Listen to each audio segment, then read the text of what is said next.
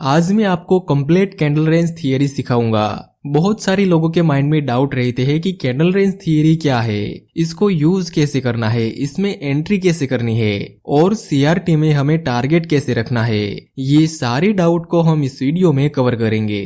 सबसे पहले ये समझो कि कैंडल रेंज थियरी है क्या। तो सुनो, लेट सपोज कि आपके पास एक डेली टाइम फ्रेम की कैंडल है। ओपनिंग प्राइस, क्लोजिंग प्राइस, ये हाई और ये लो। एक दिन में एक कैंडल बनी, ठीक है। और मान लो कि ये 2 तारीख की कैंडल है। लेकिन अगर कोई 2 तारीख को ही 15 मिनट की टाइम फ्रेम में ये चार्ट को देखता तो क्या उसे सिर्फ एक कैंडल दिखेगी? Of course not.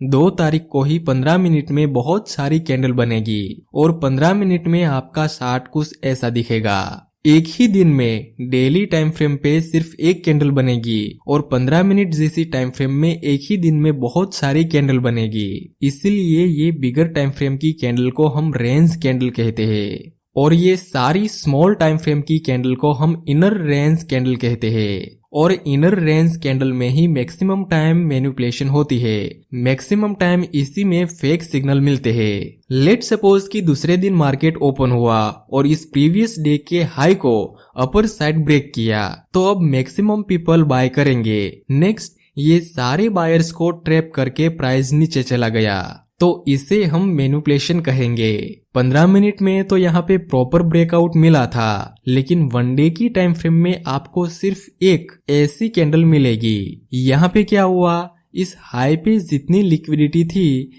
प्राइस ने उसे स्वीप कर दिया, तो हाई चांस रहेंगे कि यहाँ से आगे प्राइस नीचे गिरे। बड़ी टाइम फ्रेम की एक कैंडल और दूसरे दिन जब इसके हाई या फिर लो की लिक्विडिटी स्वीप हो जाए या मैं कहूँ स्मॉल टाइम फ्रेम में मैनिपुलेशन देखने को मिले, तब हम स्मॉल टाइम फ्रेम में एंट्री करते हैं। यही होती है कैंडल रेंज थियरी। इसमें आपको एंट्री करने में और टारगेट रखने में खास ध्यान रखना है, जिसके बारे में मैं अभी आगे सिखाऊंगा। पहले हम कुछ एग्जांपल देख लेते हैं।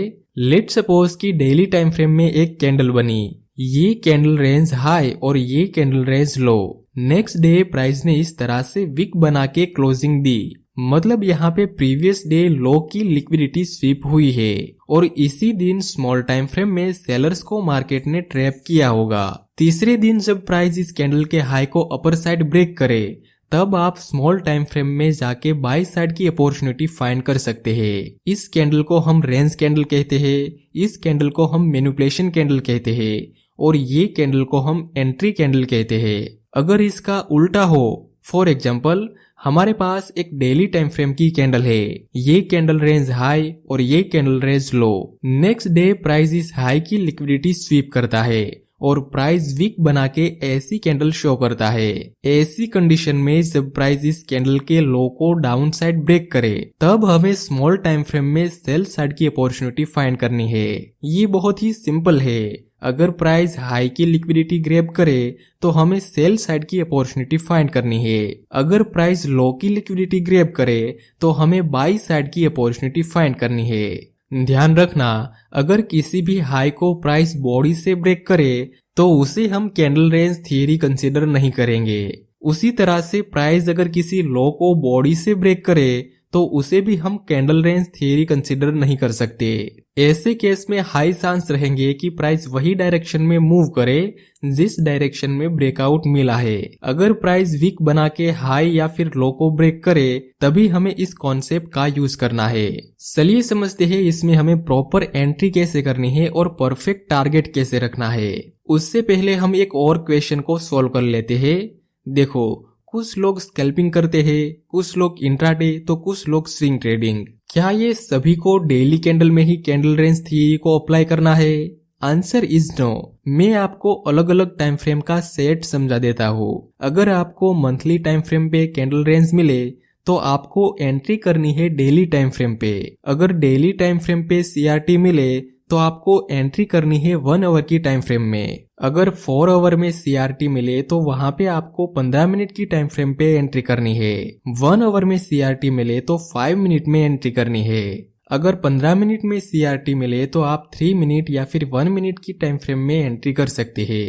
चलिए अब एंट्री करने का सही तरीका समझते हैं। फॉर एग्जाम्पल यहाँ पे प्राइस कुछ इस तरह से मूव कर रहा था। डेली टाइम फ्रेम पे। सो हम इस कैंडल के हाई को ड्रॉ कर लेंगे और लो को भी। दूसरे दिन मार्केट इस हाई को ब्रेक करता है लेकिन विक से। सो ये हमारी रेंज कैंडल रहेगी और ये मैनिपुलेशन कैंडल। और अब हम इस मैनिपुलेशन कैंडल के लो को भी ड्रॉ कर लेंगे।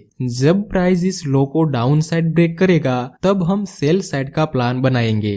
अभी के लिए डेली टाइम फ्रेम है, सो हम 1 आवर की टाइम फ्रेम में चार्ट को शिफ्ट कर देंगे और 1 आवर में ये चार्ट कुछ ऐसा दिखेगा। यही वो जोन है जहाँ पे मैनिपुलेशन हुई थी। हमें वेट करना चाहिए कि प्राइस इस लेवल को नीचे की तरफ ब्रेक कर दे। Next price upper side move करने लगा और फिर कुछ टाइम के बाद प्राइस ने इस लेवल को नीचे की तरफ ब्रेक किया, लेकिन हम इमीडिएटली कोई ट्रेड नहीं ले सकते। सो हम पुलबैक का वेट करेंगे। नेक्स्ट हमें एक पुलबैक देखने को मिला और साथ में बेरिश प्लस कंफर्मेशन कैंडल का सिग्नल भी। इस बेरिश कैंडल के सिग्नल पे एक ट्रेंड लाइन है जो कि रेजिस्टेंस का काम करेगी। सो यहाँ पे हम सेल में ट्रेड कर सकते हैं।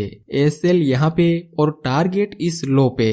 नेक्स्ट 1 वे मूवमेंट के साथ हमारा टारगेट अचीव हो गया। नेक्स्ट एग्जांपल, यहाँ पे हमारे पास एक 4 आवर का चार्ट है। ये कैंडल का हाई सीआरटी हाई का काम करेगा और ये कैंडल का लो सीआरटी लो का काम करेगा। अगली कैंडल ने इसके लो को ब्रेक किया लेकिन विक से, तो ये कैंडल को हम मैनिपुलेशन कैंडल कहेंगे जिसके हाई को हम ड्रॉ कर लेंगे। अब हम 15 मिनट की टाइम फ्रेम में चार्ट को शिफ्ट कर देंगे। 15 मिनट में आप देख सकते हैं कि यहाँ पे सेलर्स को ट्रैप किया गया था और इसी जोन की सारी लिक्विडिटी स्वीप हो चुकी है। अगर प्राइस इस लेवल को अपर साइड ब्रेक करेगा तो हम बाई साइड की अपॉर्चुनिटी फाइंड करेंगे। नेक्स्ट प्राइस इसी लेवल के आसपास थोड़ी साइडवे रेंज में मूव करता है एंड देन इस रेंज का ब्रेकआउट मिला। यहाँ देखो, ब्रेकआउट मिलने से पहले प्राइस कुछ टाइम के लिए यहाँ पे कंसोलिडेट हुआ था। सो ये ब्रेकआउट रियल हो सकता है और यहाँ पे हम बाय कर सकते हैं। स्टॉप लॉस इस रेंज से थोड़ा नीचे और टारगेट इस हाई तक। नेक्स्ट प्राइस ने अपर साइड मूव दिया और हमारा टारगेट अचीव हो गया। Next example, price daily time frame पे डाउन ट्रेंड में मूव कर रहा है। सो हम ये रिसेंट कैंडल के हाई और लो को ड्रॉ कर लेंगे। नेक्स्ट डे प्राइस ने इसके लो को ब्रेक किया।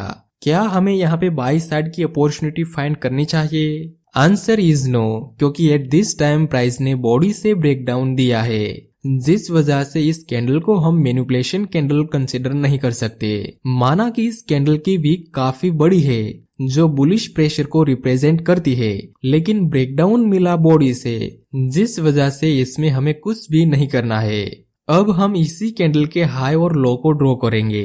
नेक्स्ट कैंडल बनी जिसने ना ही हाई को ब्रेक किया और ना ही लो को। तीसरी कैंडल बनी, इसमें भी ऐसा हुआ। चौथी कैंडल बनी, इसमें भी ऐसा हुआ। जब तक प्राइस हाई या फिर लो को वीक से ब्रेक ना कर दे, जब तक बायर्स या फिर सेलर्स को मार्केट ट्रैप ना करे, तब तक हम कैंडल रेंज थ्योरी का यूज नहीं कर सकते। That's my point. ये आखिरी एग्जांपल में आपने जो देखा, सेम उसी तरह लाइव मार्केट में आपको ऐसी परफेक्ट कैंडल नहीं मिलेगी। लाइव मार्केट में आपको रियलिस्टिक कैंडल रेंज मिलेगी। डेफिनेटली वहां पे आप कंफ्यूज होंगे।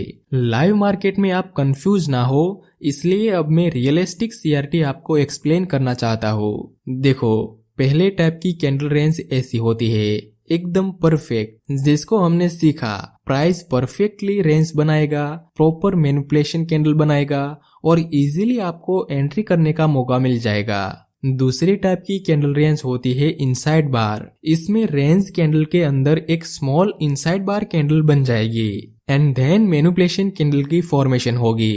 तो जब भी ये इनसाइड बार कैंडल बने तब तो हमें कुछ करना ही नहीं है। क्वेश्चन ये है कि ऐसे सिनेरियो में एंट्री कहाँ करनी है? प्राइस इस हाई को ब्रेक करे तब या फिर इस हाई को ब्रेक करे तब? सिंपल रूल, जब प्राइस मैनिपुलेशन कैंडल के हाई को ब्रेक करे तब आपको स्मॉल टाइम फ्रेम में जाके एंट्री करनी है। इस कैंडल के हाई और लो से हमें कोई मतलब नहीं। तीसरे टाइप की कैंडल रेंज होगी कुछ ऐसी। रेंज कैंडल के अंदर बहुत सारी कैंडल बन जाएगी, उसके बाद मैनिपुलेशन कैंडल बनेगी। तो जैसा मैंने सिखाया, ये सब कैंडल से हमें कोई मतलब नहीं। रेंज कैंडल के बाद जब भी मैनिपुलेशन कैंडल बने, हमें उसके हाई और लो को ब्रेक होने का वेट करना है एंड देन एंट्री करनी है। Simple as that. सो आज के लिए बस इतना ही, मिलते हैं अगले वीडियो में।